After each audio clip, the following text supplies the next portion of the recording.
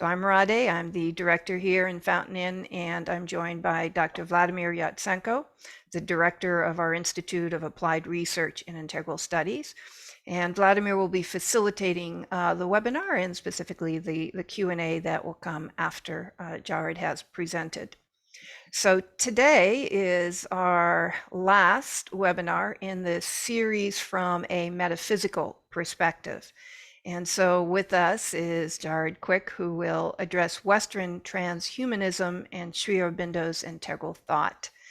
This is, I think, the third time that we have hosted Jared, and always wonderful to have him here, and always very thought-provoking discussions. So we're glad that you all can join us. Jared has practiced integral yoga in conjunction with his Christian faith for over 20 years.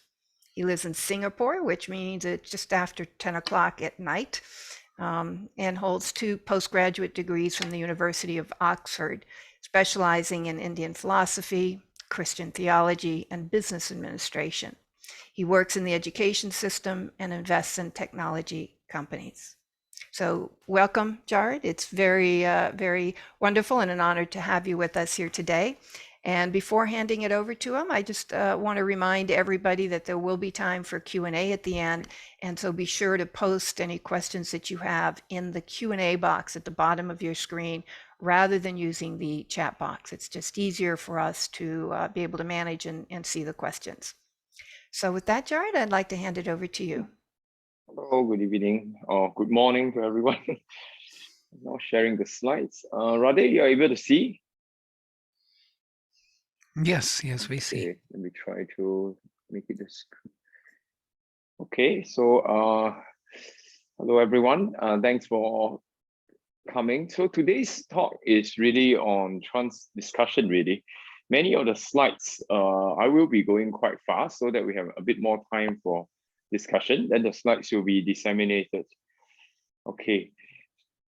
So, okay, I see. So this will be the overview. We'll be introducing everyone to this idea of, this school of transhumanism. What is this?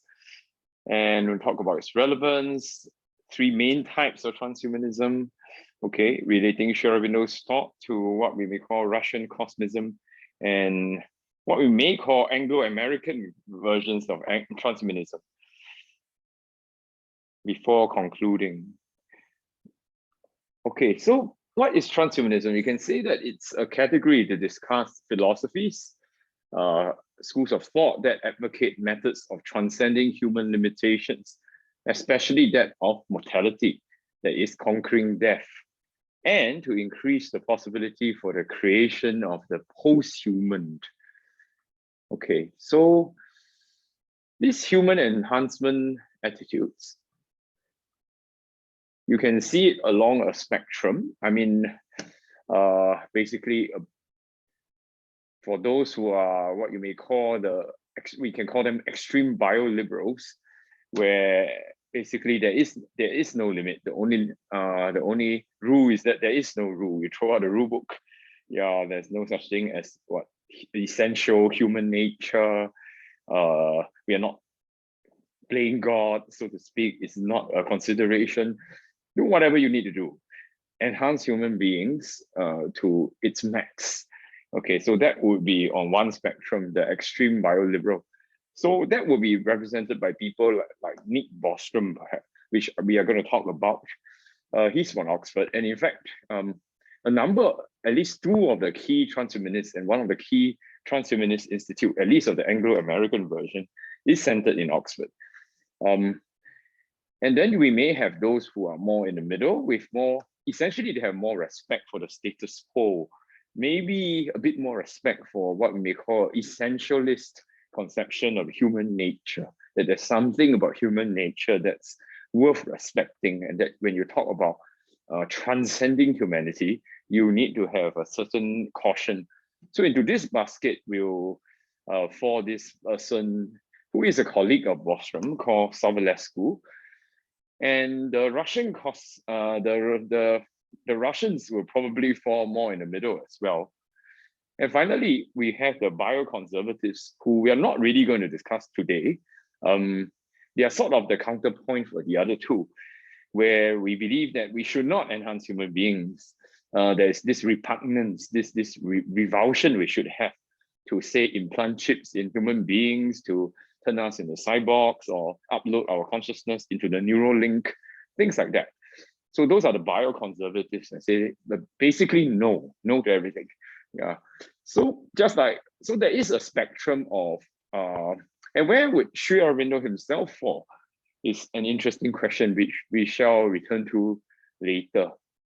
Now this will give a rough overview. Okay, so why are we even talking about things like transhumanism? Well, because it's no longer science fiction. It's very mainstream now. Maybe before I show this, I just tell, like, when I was first exposed to transhumanism, it was when in my undergrad years in the UK. And at that time, it was introduced to me by this very extremely intense looking Scandinavian professor, and it was clearly at that time a very, very fringe idea. This idea of transhumanism, asking me to read some articles and things like that. Yeah, at that time, nobody really heard of what the world is transhumanism. But to be frank, I took to the idea immediately, even though it aligned well with my then interest in Sri Aurobindo already. And to be perfectly frank, if I did not know Sri Aurobindo, I'll almost certainly be a transhumanist in a secular sense. Yeah, that because ultimately it's talking about changing the status quo, enhancing human beings, and to me it's always an idea that the time has come, even like 20 plus years ago. But of course, then I would be considered a minority. It's a very, very fringe movement then. But right now it's clearly not science fiction. Savulescu and Bostrom wrote this in 2009, but it's far more true today. Without reading the whole quote, basically there are many effective physical, cognitive, mood, cosmetic, sexual enhancers right now. In their time, about 13 years ago or 12 years ago, it's mainly drugs, right? But in the last maybe decade or so, artificial intelligence, especially in the form of deep learning, has taken off, to an extent that people didn't believe was possible. Genetic engineering has also taken off in quite an incredible way. And of course, the current vaccines that are developed rely to some degree on some of these recent breakthroughs as well. So basically, all those sciences that could change our human organism has taken off to a very great degree in the last 10 years or so, making transhumanism a pretty mainstream thing, as we shall see. So it's no longer sci-fi. It's something we need to take increasingly seriously, and I expect to see this more and more featuring in political and economic debate, much more so in the years ahead. Then the deeper reason to relate to my previous two talks, for those who have attended it, is basically, I think we are in the first innings, the first beginnings of the mental subjectivist age, what I called in the last two talks, the Atlantean era. So obviously, I'm not going through the details again. I think it's in Facebook somewhere for those who want to see want to go to the talks. But I argue that we are in the beginnings of a collective attempt to deal with our human possibilities and our ways of living, our whole social and individual way of living on the basis of mind as original reality. This is predicted by Sri Aurobindo in The Human Cycle. And this is supposed to be a precursor of the spiritual age. So we have begun understanding the universe in a more computational way, things like simulation hypothesis. And at the same time, we have built out the physical, what I call the physical planetary mind in the form of the internet, in the development of information sciences, and so on and so forth. And I see the development of transhumanism with its development of a supermind, I deliberately chose this word, of course, a physical supermind, as being part of the same trajectory. Because remember that the transhumanist wants to enhance human capacity, especially the capacity of human intelligence. And at least as far as the Anglo-Americans in particular are concerned, what I call so-called Western transhumanism is concerned, they are basically relying on technology, especially cybernetics, AI, genetic engineering to do it. So they are really talking about extension of the physical mind more than anything else, if you go with Sri Aurobindo's terms. Of course, as we shall see, if we carry this to an arrogant extreme, because if things are not balanced, right, holistic, right, integral, it can become a perversion of originally constructive and divine impulse. And that is something I return to in my last slide. So this is not something I will go in great detail, but this is about just put in the slide, the rise of big tech, the rise of information sciences as being the very first early beginnings of the mental subjectivist age. This is something I went into great detail in the last two talks. So transhumanism will fit in well, and the development is something we should expect as part of mental subjectivism. Okay, so I don't know whether this part is a bit, I mean, this section might give the map. So basically, I would like to think that they are, when we say transhumanism, is a very big term, although in most usage on the internet and in scholarly circle, we are really referring to the middle one. When we say transhumanism, we are really referring to this Anglo-American, Western, secular transhumanism. Like earlier exponent maybe Julian Huxley in his eugenics and stuff, Nick Bostrom, who is like the current father of transhumanism in Oxford, Kurzweil in Google, and well, in business circles, you have people like Elon Musk, who just push forward this idea of transhumanism as this materialistic philosophy to enhance human capacity. So that's normally what we understand as transhumanism. But in truth, actually, if you want to understand transhumanism in a wider sense, that means transcending human limitation, we can include the Russian view, which I'm going to briefly talk about because I'm not an expert in it. I don't read Russian, so I don't want to pretend, but it's a very interesting point of view. And of course, Sri Aurobindo's view, which we will go more deeply into today. Yeah. So as we go through this talk, I hope it doesn't cause any confusion. So when we use the word transhumanism, generally speaking, we are referring to the Western secular version. But I would do like to open our minds to the fact that actually transhumanism is a wider category than that. Yeah, it includes alternate ways, especially Sri Aurobindo's one, who could be considered a very, very pioneering transhumanist, actually. Spiritual transhumanist. Okay. But just to be clear throughout the talk, I would just say Western secular transhumanism, a bit unwieldy, but just to be clear. Okay, just a very brief touch on this quite fascinating strand of transhumanism in the big sense. So there's this genius we call Nikolai Fedorov, who worked in the 19th century. He's actually a contemporary of the early part of Sri Aurobindo's career, also of Tolstoy and all those people. He believes that scientific advances could be used to resurrect ancestors, achieve immortality, deify human nature, theosis, they call it like in Greek, to make God light, and finally regulate, control, dominate the cosmos. This thought actually received further development throughout the 20th century after he passed on, inspired some of the key Soviet engineers like Tsiolkovsky, who is of course the great rocket and space engineer. And it inspired this Zabotsky Club. I mean, Vladimir can correct my horrible pronunciation of these Russian words, but yes, but this club is quite fascinating because it's actually a think tank pretty close to the current Russian regime. It has this very unusual alliance of bioliberal and yet politically conservative ideas that is somehow tied to this mystical conception to form a national ideology of Russia, where science becomes the means of the realization of the Russian dream, which is meant to replace the Western liberal ideas of progress with the ideals of Russian cosmism, which is basically the larger category of thought inspired by Fedorov, and of a so-called spiritual science.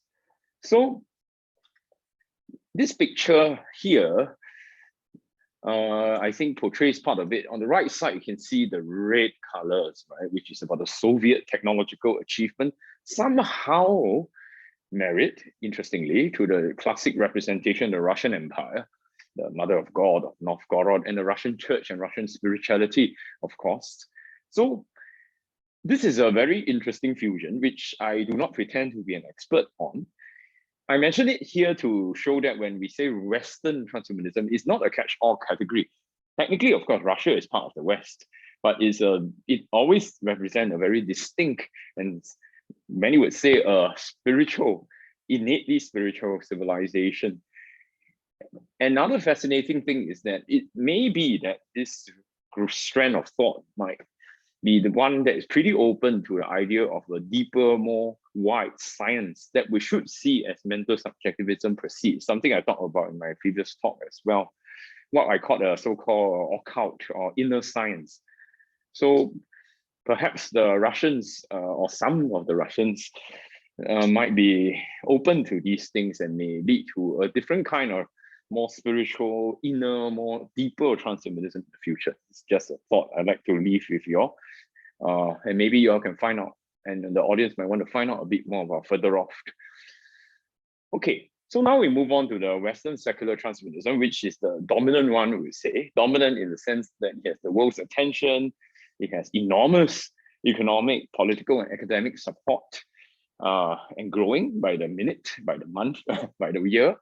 So when we mention transhumanism, usually this is what we are referring to. So this will be represented by Humanity Plus. It used to be called World Transhumanist Association. It's founded in 1998 when it was really fringe, but of course by none. And there are some, and one of the key institutes is the Future of Humanity Institute in Oxford. When I was studying there, it was a few blocks down the business school, actually, quite interesting. It's a bit ironic, this title, because the institute is really about studying the end of humanity, yet they called it the Future of Humanity Institute. It really is about the lack of a future of a humanity institute in some sense, or at least transcending humanity institute.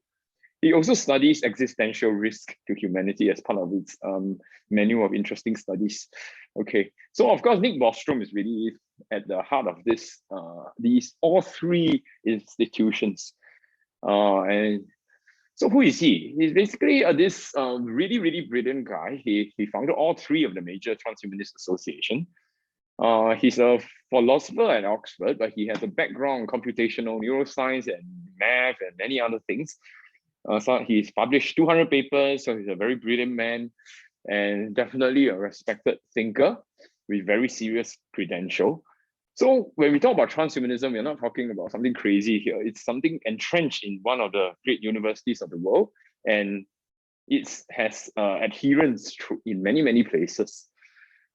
And on top of that, while it's incarnated in academia and Oxford and so on, it is taught about in these places, but it's incarnated in Silicon Valley. So Silicon Valley is the one that produces the technology, the money, the power that move this forward. So one of the key figures is, of course, Ray Kurzweil, who wrote this interesting book called The Age of Spiritual Machines, except the machines have nothing spiritual about them, if you read it. Still, he is the chief futurist, director of engineering at Google as of 2020. His chief, one of his key ideas is what he called the singularity, where the AI will start building smarter AI and take off an exponential curve and leave humanity behind, essentially. He has many other ideas, but that is what he is largely known for in popular thought. And of course, there's our famous Elon Musk, who needs no introduction. And we might know that he has this company called Neuralink, which is a company, besides Tesla, of course, a company and SpaceX and many other things, a company pioneering a new kind of brain-computer interface to, while it's therapeutic in a sense, it also potentially enhances healthy human beings. And while Musk may not put it that way, the Neuralink is one of the key ingredients for the transhumanist dream, because one of the ways for the transhumanists to conquer death is to upload our consciousness. And something like the Neuralink is, I suppose, maybe one of the possibilities they're thinking of. So in short, this secular transhumanism, this Anglo-American, we may put it, and transhumanism is really about, it's a serious, I would like to emphasize, a serious, with many, many adherents, technologies from places like MIT and Silicon Valley and Oxford and all that, who are well-entrenched people who supports this possibility and desirability of improving the human condition through applied reason. This is very important, through reason. especially by making available technologies. So for them, the means must be non-spirit. I'm putting in a very maybe a narrow sense of the word, non-spiritual. That means using physical technologies, using reason, using what is currently working and available to us to enhance human intellectual, physical, and psychological capacities. The word spiritual there is missing deliberately by Bostrom. These are Bostrom's words, by the way. And of course, it also supposed to study the dangers of these technologies. But needless to say, for most of these secular Western transhumanists, they are much more interested in the promise than the dangers of it. They're not so concerned. Many of them, maybe this is a bit sweeping, but a lot of them are much less concerned about human extinction than about the fact that we can transcend humanity. That means if the human race is left behind by our transcendence of human beings through technology, so be it. I mean, it is part of the price to pay. And quite a few of them, I would dare to say, have that attitude, even if they do not relate it openly. Or they may view it as a kind of inevitable thing, it's evolution, that kind of thing. So, and of course, they also have this idea of the post-human, which is which as Bostrom puts it many years ago, is about human beings whose basic capacities so radically exceed those of present humans as they no longer unambiguously human by our current standards. Bostrom, for one, writes quite contemptuously about this idea of human nature. That means he doesn't really think much of this essentialist idea of human nature, however defined. Yeah, for him, it's not a useful construct. Yeah, much more important is to transcend it. So you can say it's practical in a deeper sense of the word. Okay, so that ends my very quick, brief, and to some extent or simplified description of what I choose to call secular or Western transhumanism. I mean, by now, for those of us who are familiar with Aurobindo, you probably immediately see that this is like a kind of shadow almost, right, of Aurobindo's thought. Like there are certain things that are there, but many things that are not there. And that's the very interesting part, which is why we can relate those. So because many of us are quite familiar with Aurobindo, not introduce him. I think we all know who Aurobindo is. Perhaps that's why we're here. But I will briefly state some of the objects, right, of integral yoga. So as Aurobindo, right, as compared to say the transhumanist quest, the object of integral yoga is really to enter into and be possessed by the divine presence and consciousness, whom we call the mother, the divine, to love the divine for the divine's sake alone, to be turned in our nature into nature of the divine, in our will and works and life to be the instrument of the divine. This object is not to be a great yogi or superman, although that may come, or to grab at the divine for the sake of the ego's power, pride, and pleasure. The divine alone is our object. So that's.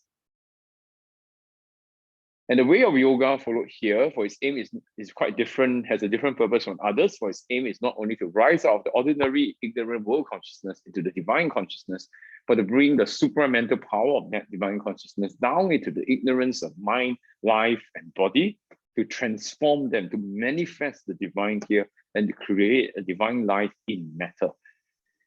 So again and again, we hear the word divine, the divine presence, the manifestation of divine. The divine is the goal. The divine is the driving force, not the ego, not man, not our needs, not even our legitimate needs, so to speak, to manifest so-called legitimate needs to for pleasure and happiness and intelligence, which is actually what the many of the secular transhumanists are actually saying, isn't it? I mean, what is their goal? Yeah. More intelligence, more strength, more life. Yeah, but we don't hear like the divine in any, at least not in the superficial, not in the superficial proclamations, we don't hear it.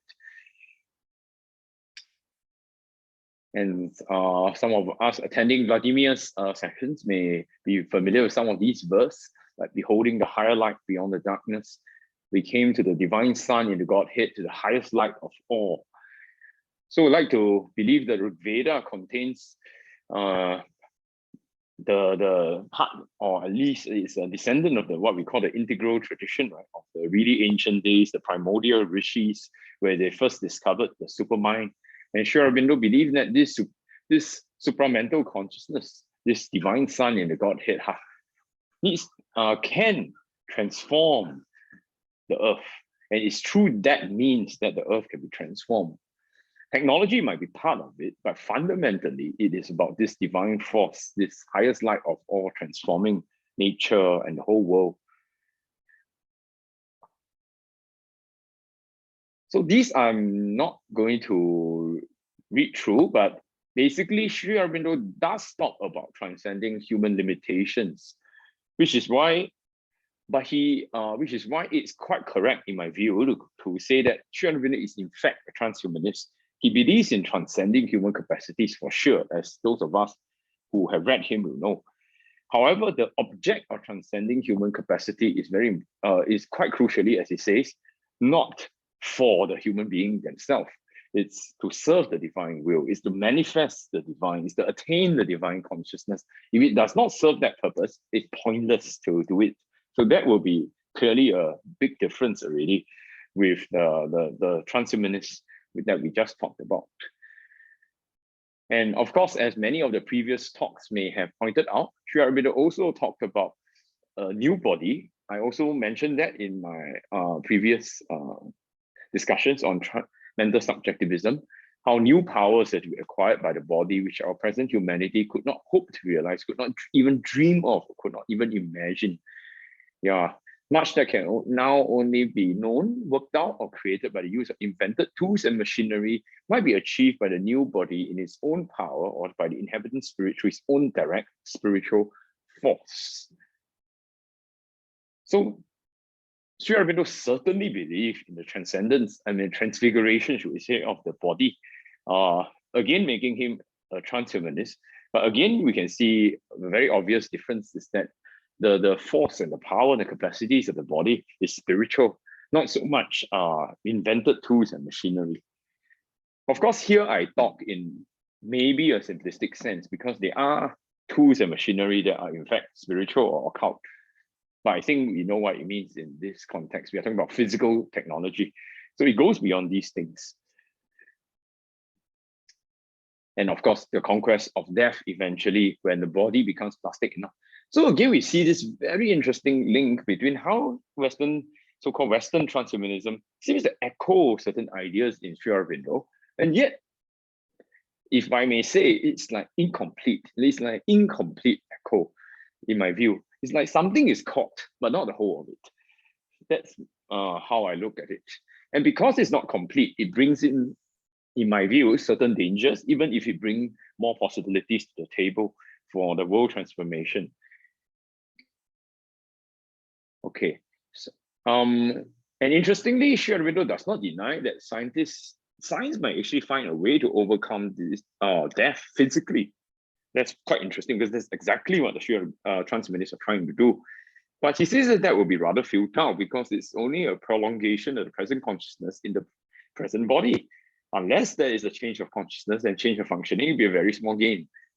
Of course, the transhumanist goes a bit beyond that, in that they don't really think about prolonging the present consciousness in the present body. Actually, they want to upload their consciousness into some kind of, the metaverse, which is a catchy term that has been made quite popular.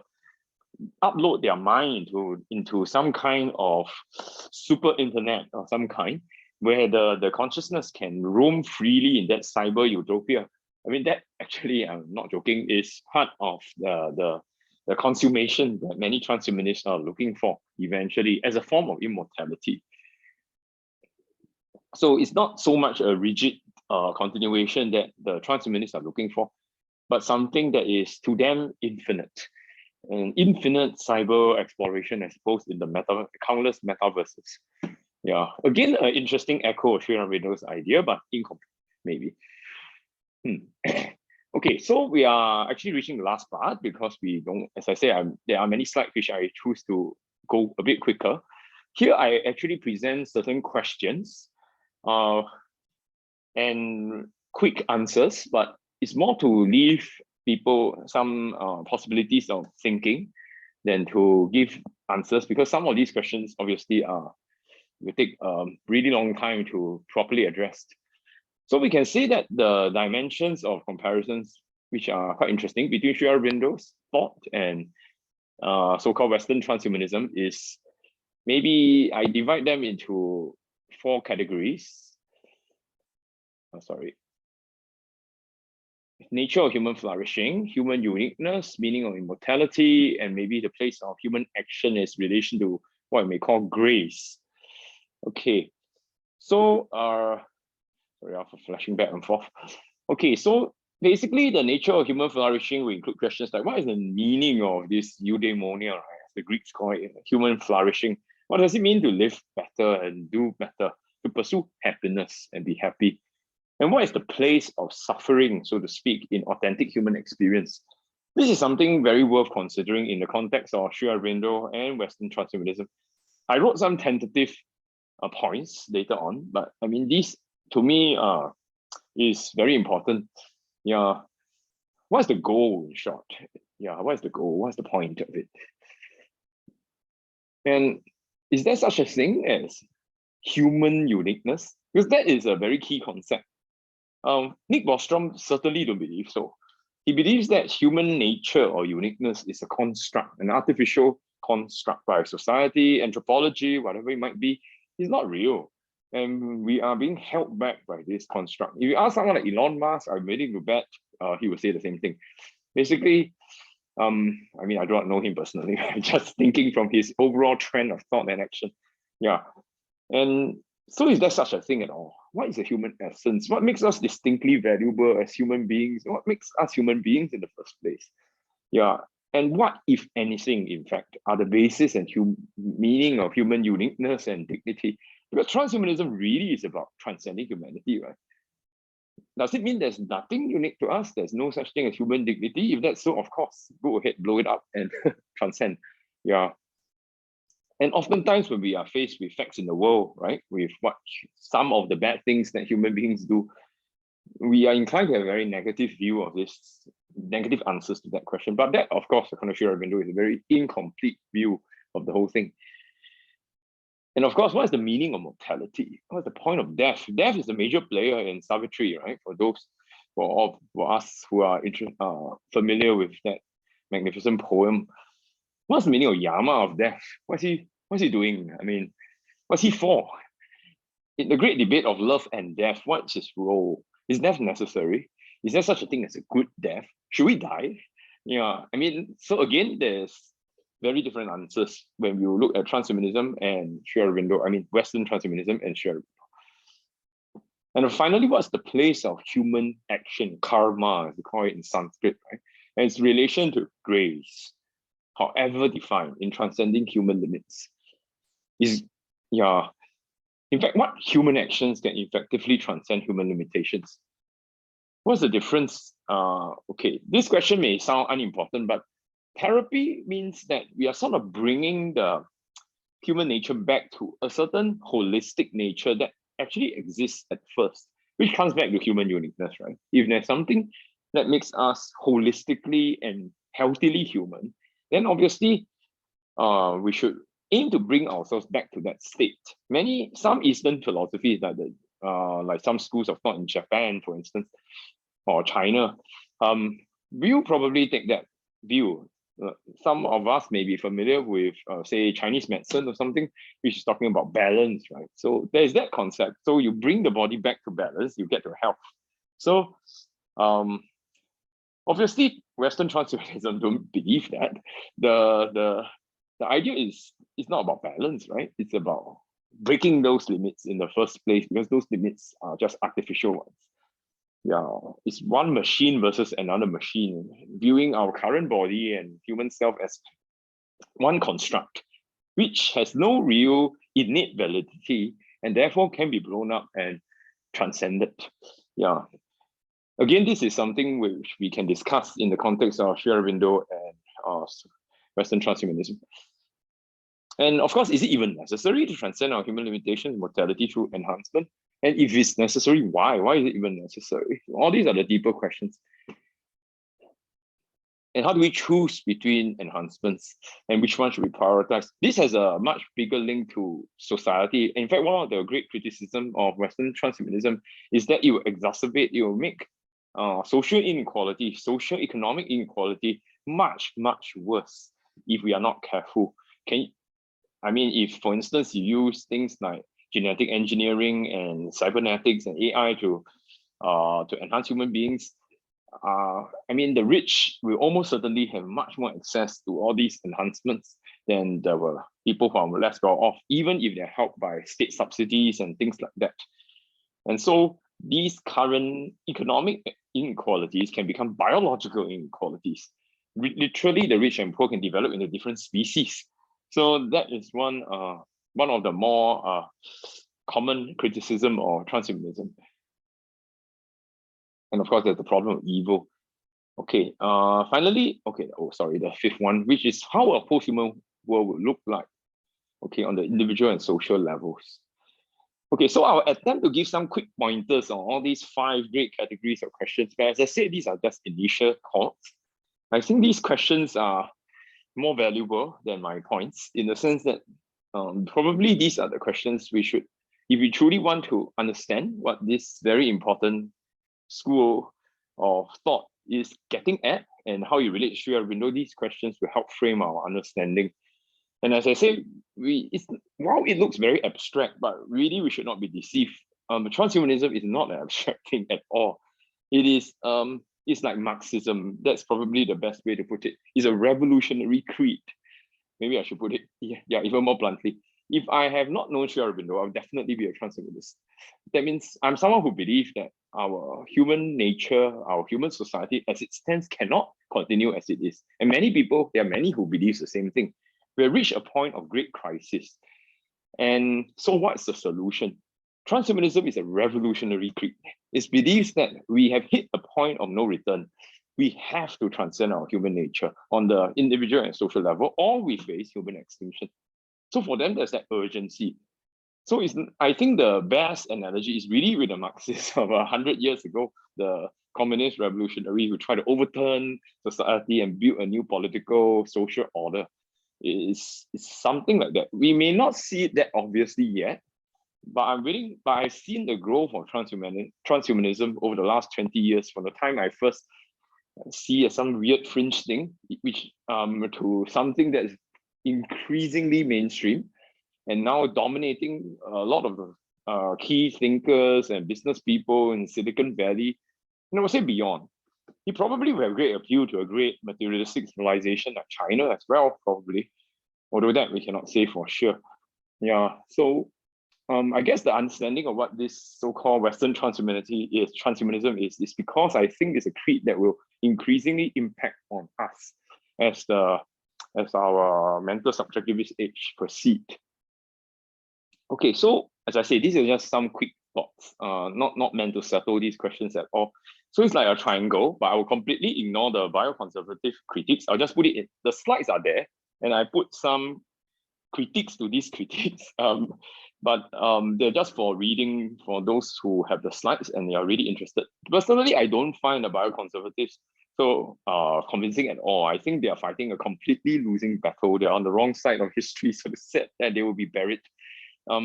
Because I think that the revolutionaries will run all circles around them. Bioconservatism has no future because we are on the cusp of a new humanity, like it or not. So yeah. Okay, so I think the nature of human flourishing, clearly the core value of transhumanism is the extension of the space of possibilities beyond the restriction given by human biology. In other words, an augmented biology. Okay, expanding the possibilities of individual happiness through intelligence enhancement, self-directed transformation, and progress. So the word self is there, right? It's quite egocentric, individual choice, libertarian, actually, at least in some of the schools. It does not exclude social advancement, but that's really up to the individual. For Sri Aurobindo, of course, it's about the divine presence, which is ultimately the mystery of mysteries, as he said in the synthesis of yoga, right? It's Ananda and love, really. It's about that.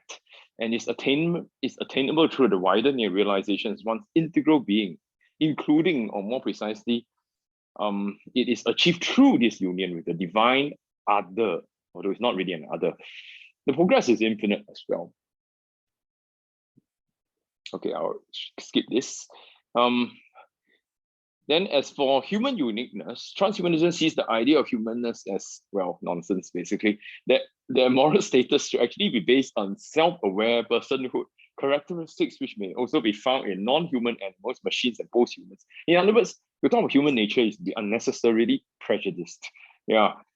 AI, post-humans, and dolphins, I guess, should be extended moral status as well.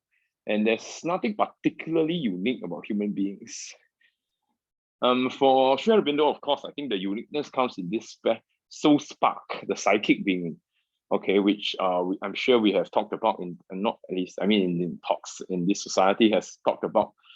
And there is this special that the mother says about how the gods themselves can take human form, so as to feel this special closeness of the divine in the depths of our hearts. So there's that special divine presence in embrace almost with our psychic being, right? And that is why we are unique. And that is the so-called importance of human beings, that we uniquely are able to manifest the divine, to accelerate the spiritual evolution. Okay, of course, everything manifests the divine. I think we know what I mean. That means have this union with the divine consciousness in a conscious, accelerated way to achieve this birth of the gods, as the Vedas will put it. And of course, Sri Aurobindo does not exclude the points of supra-rational cognitions. He does not, of course, also exclude that humanity can transcend itself in the fulfillment of our essence. And that's a very important point. Humans transcend ourselves when fulfilling our fullest possibility. We do not transcend ourselves by basically reconstructing ourselves and ignoring what is most unique within ourselves. So that is one clear difference, right? Okay, skip. Okay, so, and as for death, well, for transhumanists, death is basically an engineering problem, to put it mildly. It's so and there's no inherent meaning in death. It's just something that needs to be crushed, tossed away, got rid of. So there's this functionalist view of mind, means that we also can have these non-carbon-based immortal bodies in the metaverse, as we're talking about. For Sri Aurobindo, so Sri Aurobindo also firstly believe that we are immortal by nature, actually, because of our souls, our psychic beings. But he believes in overcoming death as a byproduct of spiritual progress and growth of consciousness, culminating in the supramental body, but not as the goal in itself, actually. That means, because technically we are already immortal, you see, so it's not, but the key is to manifest the divine in matter. That is the real goal, not out of this very, should we say, cowardly fear of death. It's nothing to do with that. So again, pretty different attitude. And finally, for transhumanists, basically it's a human-driven technological, so they are like the equivalent of the baby monkey clinging onto the goddess. So it's all human effort. Some schools of transhumanism, interestingly, does not exclude traditional or spiritual methods. I think the Russian forms certainly do, but generally is not accepted. In the mainstream transhumanism, if there may be such a word, like the Bostrom and the Silicon Valley kind, certainly religion and spirituality is probably seen as something very obsolete, something chimerical. Basically, humans should be gods ourselves. We should not rely on the gods or God or whatever it might be. We have grown up already for them. Yeah, we are grown up. So we should use our own means to do it. For Sri Aurobindo, of course, individual effort can be part of integral yoga. But the primary foundation is this reliance on the mother, who is the incarnation of grace, right? I mean, reliance on the divine grace. Without that grace, without the mother's force, it cannot be done. The yoga cannot be done. That is put very, very clearly in many places. At least the ultimate stages of the yoga cannot be done. So grace has a huge place, and therefore love, divine love in its ultimate sense, has this enormous place in the middle of the yoga, because love and grace ultimately are one, right? So there's that big difference. So by this point, I think we can see, like, perhaps my point of what I'm saying, that secular transhumanism is a very, very interesting echo of what Sri Aurobindo thought, even though, of course, I don't expect them actually know Sri Aurobindo, but it's a very incomplete echo. Almost everything that Sri Aurobindo says has a certain thing found over there. But in my view, it's not the complete thing, and therein lies a certain danger. Yeah, so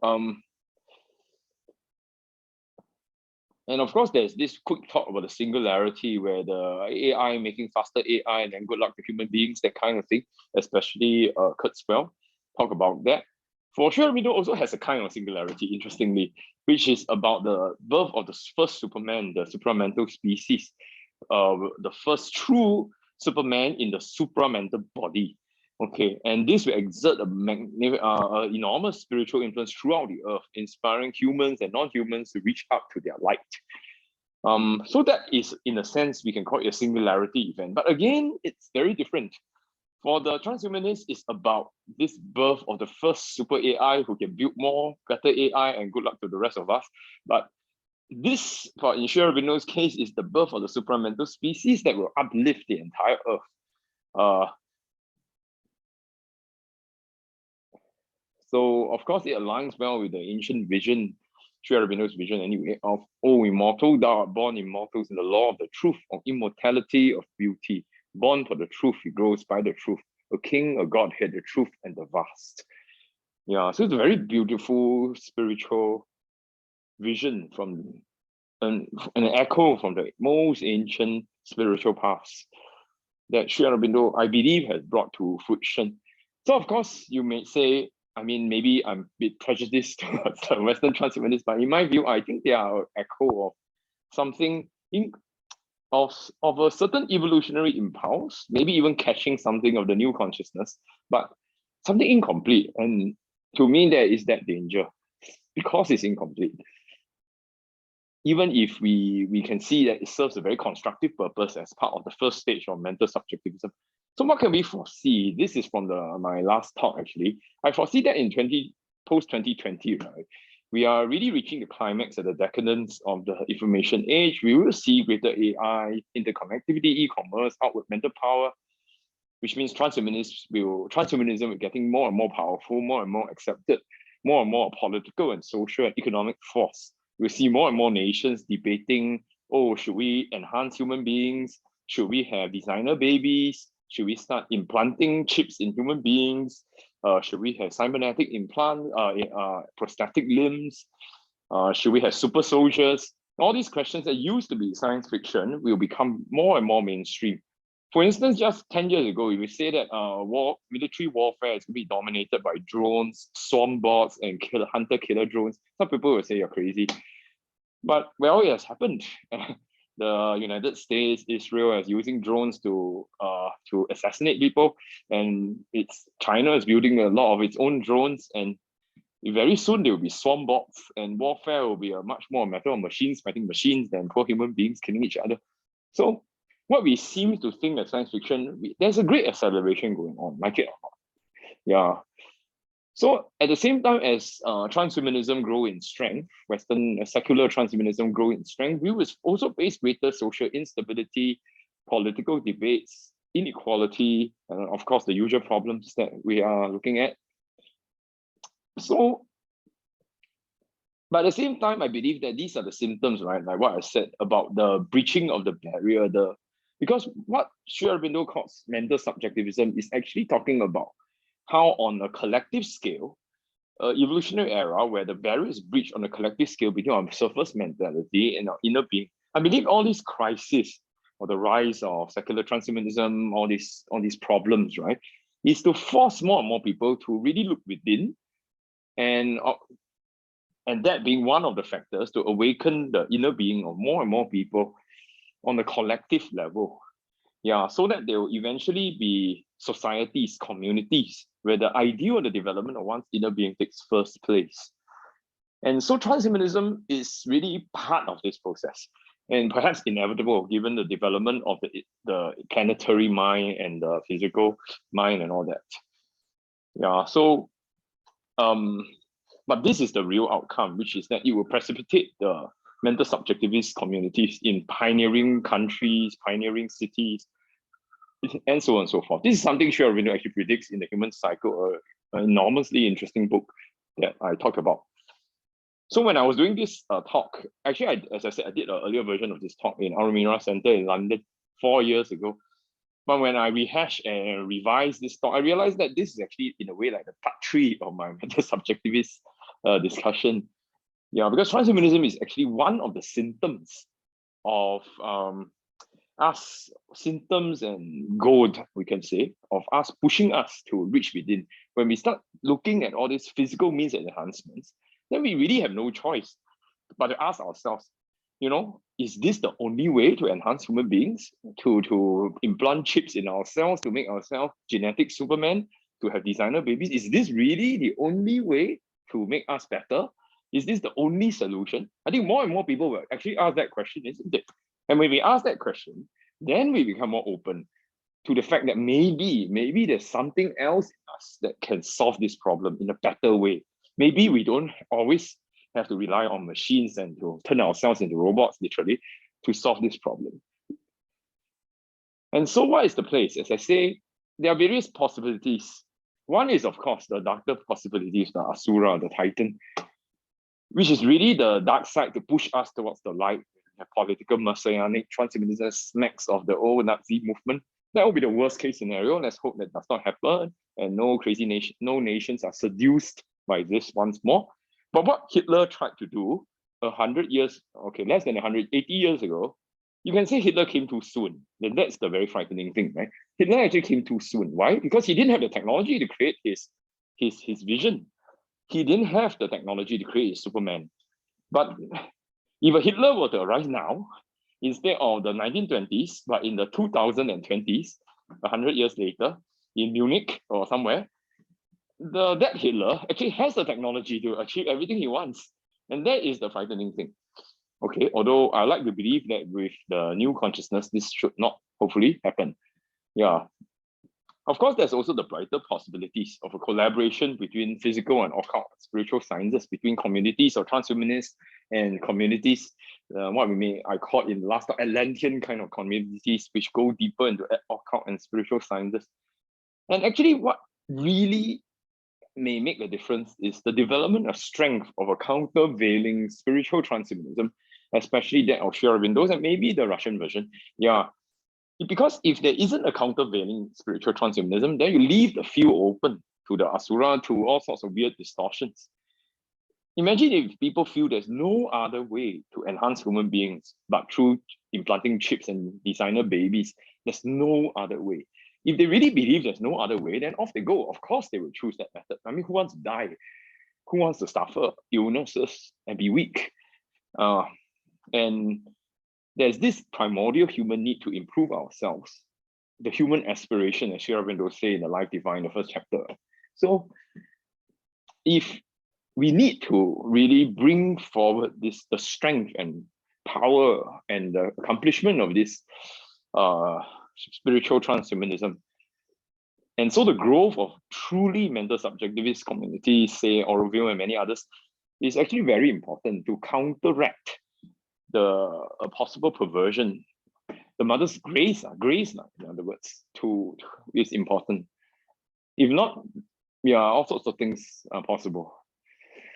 So maybe I think I'll just end here. Yeah. Oh no, it's already 55 minutes. That's yeah, it took longer than I thought. Okay, so yeah, so I will end here. So I'll hand the time over to Radhe for the Q&A, but I believe it may be unfortunately a bit short. Yeah, thank you, Jared. Yeah, this is a lot of material, very interesting material, by the way, and this what you actually you answered all your questions already at the end. I thought you will leave them open for people to ask, but you actually gave a very interesting answer, and I believe also Aurobindo follows the same idea of natural evolution, and that we are here to support nature and to help nature to develop the instruments of knowledge and enhance the capacity, rather than artificially cut in with our own solutions, brief solutions, mental solutions, whatever they are, scientifically proven solutions which are constantly changing, and the whole science is shifting, drifting, denying itself constantly. But I believe that this is the process of evolution in general, and as Aurobindo says, the man is a transitional being, so we are here not to stay but to evolve and develop. But how? By what means? And most probably the preferable means should be our spiritual biological evolution, with consciousness enhancement, and consciousness will change the instruments. But at the same time, technology also may help, maybe not willingly, but will help and push us in that direction. Yeah, like we can communicate now over the space. It's technology come together and bring our aspirations together. For example, it's a beautiful idea of combining the both. So there are several questions here, and I have to go through them to 6 questions. The development of AI may hamper the transformation of nature, as the capacities that are required are taken over by machinery and not developed by the divine through transformation of mental, vital, and physical. You just spoke about it, and exactly this is the message of your whole presentation. So I believe that this can be considered as answered. What publicly traded tech startup are you most excited about? Well, I'm not sure. Are you excited about anyone? Well, I mean, to relate this to our talk, I'm invested in Google, so I mean, I see the need for AI and its development as part of the whole process. I mean, on the negative and the positive point of view, I mean, besides the fact it makes money, right? I mean, for investment perspective, but the point is, it's like, on the negative point of view, it's really, as I say, it's to wake us up. If AI becomes the capacity of AI increases, and it has enormously actually over the last 7 years, it does challenge a lot of human beings to ask ourselves, so what are we really good for? I mean, that is the real question, right? What are we humans really good for? Even asking that question is, I think, quite important. And then the next question might be to how do we catch up with AI, or at least aspects of AI? Can we? Actually, the deeper answer, of course, is yes, because we have an inner mind, inner life, inner body, which Aurobindo talks about, right? We can catch up with these things with machines. We need not worship at the altar of the machine and the kind of thing. And that's what the transhumanists are doing, right? They are making the idol of the machine. They are worshipping at the feet of the machine because they feel this is the highest, in a sense. This is God. This is the divine, in a way. Yeah, so I would say AI, and so yes, I'm invested in Google. It's not a startup, of course. I wish I invested in it as a startup, but I did not. So yeah, that might be an answer that's also relevant to the talk. Thank you. There is one more. We are the all. How we can be unique? And this is an important psychological question. Oh, that's yeah. I mean, I remember my thesis was on integral monism. Oh, okay, so it relates to that kind of thing. Yes. Well, I mean, I don't think this answer honestly can be answered using intellectual words. I think the idea of us having this so-called identity with the divine, who is the all and beyond the all, and and yet being somehow individual at the same time, it's actually something that can only be experienced, as Sri Aurobindo will say, and many other mystics will say. It's not something, intellectually, it just falls apart. It's not, I mean, although there are some philosophies that try to capture it, but fundamentally, let's just say that it's a state you need to experience. I think that's all we can say at the moment. Yeah, nothing more I can say about it. Yeah, so maybe just to relate back to the talk is maybe that's what's lacking in transhumanism. Absolutely. What we call secular transhumanism, because for them the ego is a real construct. If you really notice how they are thinking, ultimately the transhumanists, however brilliant they are, like Bostrom, but they are creatures of the ego. Right? They're still bound by the ego, and that is maybe a fundamental problem. So their thought, their inspiration does not go beyond the ego. Even in the highest metaverse state where they upload their consciousness, they are still so-called egoistic individuals. And what are egoistic individuals that have powers of the god, powers of gods? That is a really scary thought, and that might be one of the major problems. Yeah, absolutely. Mm. Thank you. And it looks that the major philosophical writings of secular transhumanism came after Star Trek. Perhaps we, the writers of Star Trek, deserve credit too. This is a remark. Yeah. Well, I watched Star Trek. I wouldn't say I'm a Trekkie, but I watched some of the main series. I would say Star Trek celebrates humanity more than anything else. It has this extremely optimistic vision of humanity more than post-humanity. You see humans flying around, solving problems that much more ancient alien civilizations cannot capture. In fact, looking back, we will probably call it a kind of arrogance, which is why the latest Star Trek, which is one of the latest, like Picard, right, takes a much more pessimistic view of the certain things. You must, I mean, some of the Star Trek things are clearly before September 11. This idea of liberal democratic ideas and humanity solving all problems, it's very implicit. And actually, as Asians watching it, or as people from other cultures watching it, maybe Russians as well, can find it a bit offensive because there's this very American values that is inside Star Trek. Yeah, that is not always shared by other cultures. But in any case, going back to transhumanity, I wouldn't say actually Star Trek is the inspiration for transhumanity. In fact, Star Trek is really much more about celebrating humanity as it is, which it can be beautiful, but I think it's also a limitation. Science fiction does touch on that. Arthur C. Clarke had this very, very beautiful novel, which I think might have been inspired to some degree by Sri Aurobindo in some degree, because he works in Sri Lanka, which is not very far from Pondicherry. I don't mean that he read Sri Aurobindo. It is a novel called Childhood's End, very, very beautiful, about an alien race that came. But it turns out, basically, the human race never even bothered to fight the aliens because they were so kind and nice, and so the aliens took over. But that's not the point. In the end, turns out the big twist in the plot is that the aliens were just preparing the way for this cosmic consciousness that came in and absorbed the children, leaving the adults to die, basically. So and it was a very, very interesting vision. So I think that one might be something more along the lines of what transhumanism is about. It's about transcending human beings as we know it. Science fiction does deal with that, but not so much Star Trek, I would say, even though there are odds and ends. Sure. There is one more question. You mentioned Russian cosmism. What is China's vision and worldview?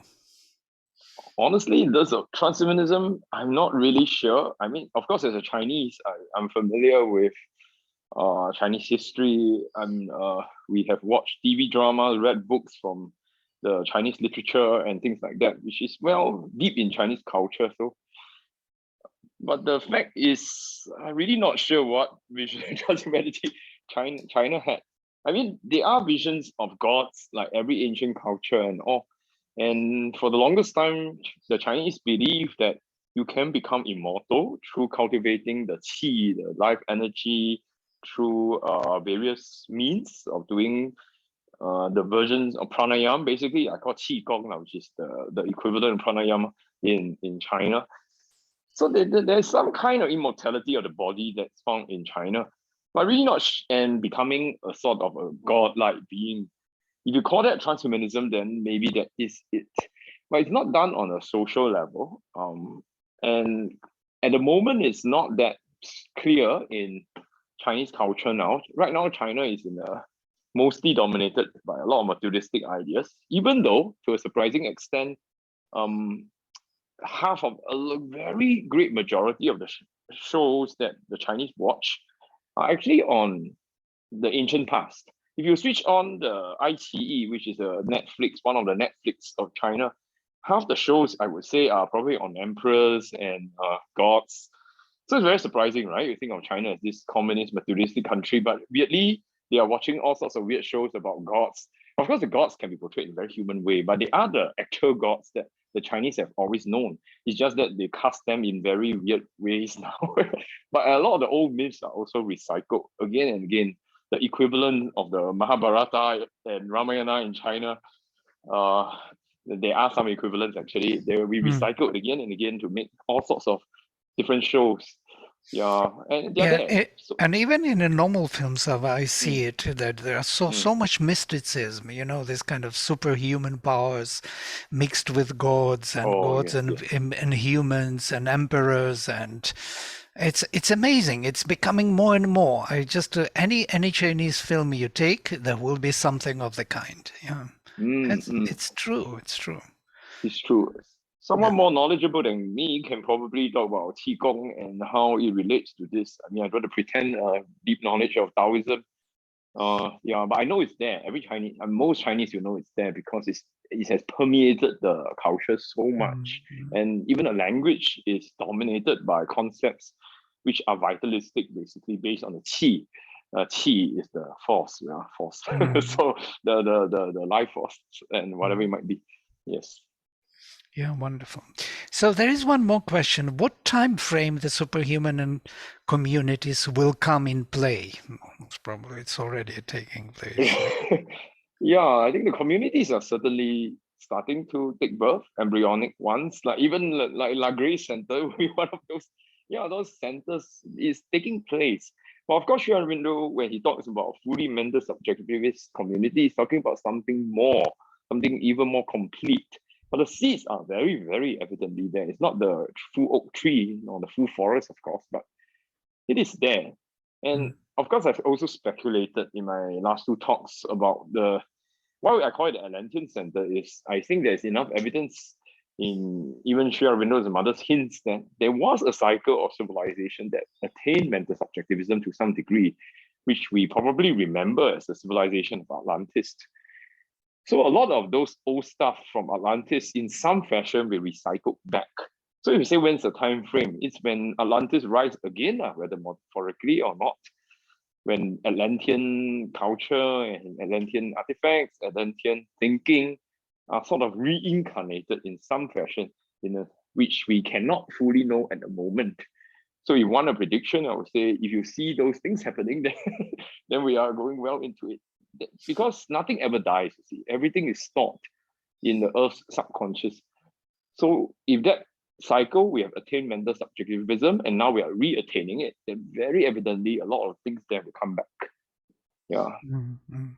There is one more question here. You talk about evolution of man through AI and machinery. What about evolution of Mother Nature, Mother Earth and nature? What will happen to our nature? Well, I mean, that's the incompleteness of secular transhumanism, right? I mean, the fact that it's a very human-centric, egoistic view. Although, as I say, if there's a transhumanist listening to me now, some of them will be very upset because transhumanism is a catch-all term. There are all sorts of transhumanism. It's a very libertarian, at least in the Anglo-American versions, it's a very libertarian kind of thing. But in general, I would say that there is this worship of the machine, the worship of technology, which does not bode well for Mother Nature. Yeah, so it's as if one part of nature has arrogated to itself godhood, and that we have the right to dictate to the rest what to do. There is that unfortunate, very maybe arrogant kind of view, which can go very, very wrong. So yeah, that is one of the big problems. Sri Aurobindo's view, on the other hand, as I said already, is much more holistic. So the singularity, so to speak, of Sri Aurobindo is really about this Superman. The birth of the Superman is not this Superman who will dominate the world like the Asura or rule over the rest and wipe them out. It's really as a spread of a spiritual influence from the Superman to the whole of nature, every part of nature, down to the rock, down to the unconscious, down to the subconscious. That's the beauty of Sri Aurobindo's thought. When you look at his thought, sometimes compared to what you see, even by these extremely brilliant people, you can see the incompleteness of their thought compared to the integral thought. And so you come to Sri Aurobindo even more enlightened, not as a dogmatic faith, but that you see his completeness because he has went to others, and then you come back. Yeah. Beautiful, thank you. There is one more the question: how did you come to know Sri Aurobindo? Have you encountered Devan Nayar's influence here? The Devan Nayar was in Singapore before. So. Yeah, he's the president of Singapore. I mean, he was about 4 years. So yeah, Devan Nair met the mother, and he set up the Sri Aurobindo Center Society in Singapore, which I am part of. And sometimes I do stuff there. So in that sense, I'm under his but I've never met him. I mean, I'm too young to meet him. But as for how I know Sri Aurobindo, well, my spirituality, as I said in previous talk, was always this marriage of Christianity or this pursuit of Christ and Mary and Sri Aurobindo, which is very challenging. And so at that time, I was exploring spirituality in general, and I read The Life, Divine, and Supreme's Adventure of Consciousness. That was around about 2-3 years. At the same time, my undergrad years, about a couple of years before I discovered transhumanism. And of course, I recognized the affinities between the two, even then. Yeah, and even then, it was very clear that transhumanism is it's an echo. It's an actual echo. Although now I see it more broadly as perhaps a kind of constructive inevitability given the early stage of the mental subjectivist mind. So there's these ideas in the air, these ideas are floating in the air, literally in the consciousness, that we need to break through, we need to transcend our human limitation, and we need to expand our mind and consciousness. So the transhumanists, because of their perspective, catch this in a certain way, and it's incomplete though. Like what Sri Aurobindo said of Nietzsche, that he caught something. And I think these transhumanists caught something, but it's not complete. And if they marry it to a mighty economic and political force, the outcome will not be pretty, very likely, actually, which is why it's important to develop the opposite, as I said in the last part. There are many such movies also, just to support your thought.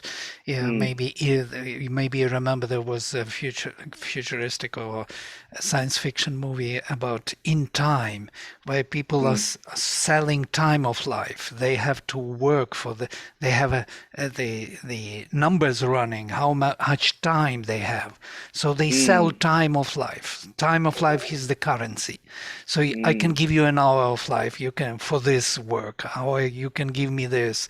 So some are very rich, they have millions of years on their account, and others have few minutes, and they have to be very careful how they spend their life. This is exactly about this, where technology and social structure come together and start building up something. Correct. The rich can buy time, basically buy life expectancy, right? Well, if anything, it's going to be much worse than that, because the directions of enhancements are going to be all directions. The beauty, intelligence, everything is for the taking. If once we are able to enhance all these things, and whatever government subsidies you can think of, it's just not going to be enough. The rich, at the end of the day, we have far more access. On top of that, it's likely that we will see a divergence of the human species. I mean, we remember that less than maybe 10,000 or even slightly more ago, there was actually multiple hominid species on Earth, which died out one way or another. Maybe, the Neanderthals is the best known, right, and others. So human beings have only been a sort of a homogeneous species for only quite a short time, actually.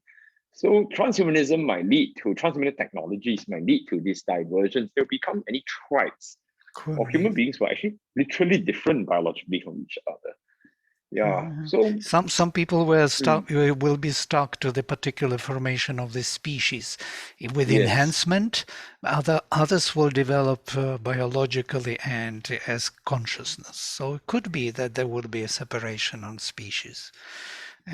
It could lead to this. I think it's inevitable. In fact, it's probably something that is forcing the spiritual side forward also, in the sense that it's really forcing the issue on us.